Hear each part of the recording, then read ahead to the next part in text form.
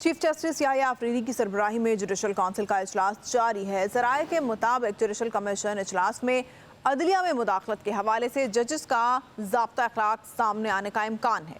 Chief justice کے زیر صدارت جوڈیشل کمیشن کا اجلاس بھی آج سے پہر ہوگا۔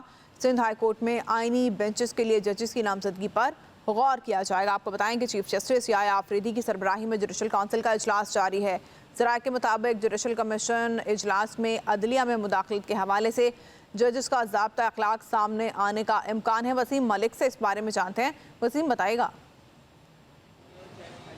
دیکھیے بالکل سپریم کورٹ آف پاکستان میں آج کے روز نئے چیف جسٹس یحییٰ آفریدی کی زیر صدارت دو انتہائی اہم ترین اجلاس، ایک اجلاس جو ہے جوڈیشل کمیشن آف پاکستان کا وہ تو دن 2 بجے ہوگا، جبکہ سپریم جوڈیشل کونسل کا جو اجلاس ہے وہ اس وقت جاری ہے، اور اس حوالے سے ذرائع کا یہ دعویٰ ہے کہ سپریم جوڈیشل کونسل کے اس اجلاس میں جو مختلف معاملات ہیں وہ زیر غور آئیں گے۔ اس میں چیف جسٹس یحییٰ آفریدی، جسٹس منصور علی شاہ، جسٹس منیب اختر اس کا حصہ ہیں، اور اس کے ساتھ ساتھ chief justice Islamabad high court justice Amir Farooq اور chief justice Balochistan high court justice Hashim Kakar بھی اس کمیشن کا حصہ ہیں، وہ اجلاس میں شریک ہیں۔ اس حوالے سے اسلام آباد ہائی کورٹ کے 6 ججز کا جو خط ہے وہ بھی زیر غور آنے کا امکان ہے، اور ساتھ ساتھ الیکشن کمیشن اور چیف الیکشن کمشنر جو ہیں ان کے خلاف کچھ شکایات جو ہیں وہ درج کی گئی تھی، وہ معاملہ بھی زیر غور آ سکتا ہے۔ تاہم ذرائع نے یہ دعویٰ کیا ہے کہ اس اجلاس میں جو اسلام آباد ہائی کورٹ کے 6 ججز کے خط کا معاملہ ہے اس پر چیف جسٹس یحییٰ آفریدی پہلے ہی اسلام آباد ہائی کورٹ کے 6 ججز کو بلا کر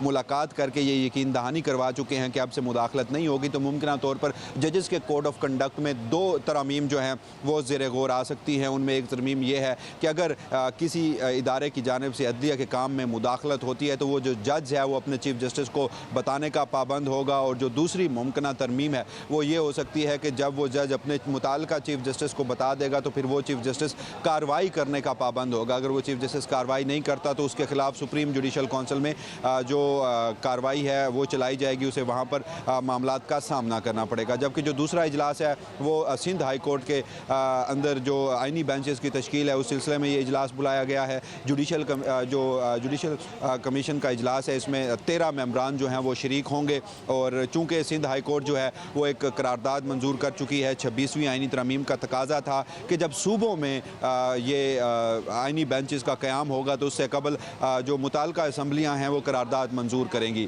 چونکہ سندھ ہائی کورٹ جو ہے وہ یہ قرارداد منظور کر چکی ہے تو اس حوالے سے گزشتہ روز اجلاس بلایا گیا تھا، اور اس اجلاس میں آج کے روز سندھ ہائی کورٹ میں آئینی بینچز کے سربراہ اور ججز کا جو تقرر ہے وہ ہونے کا امکان ہے۔ جی ڈیجیٹل میڈیا کے اس تیز رفتار دور میں خبر وہی جو بر وقت اور جامع ہو، اب ہوں گی جدید دور سے ہم آہنگ۔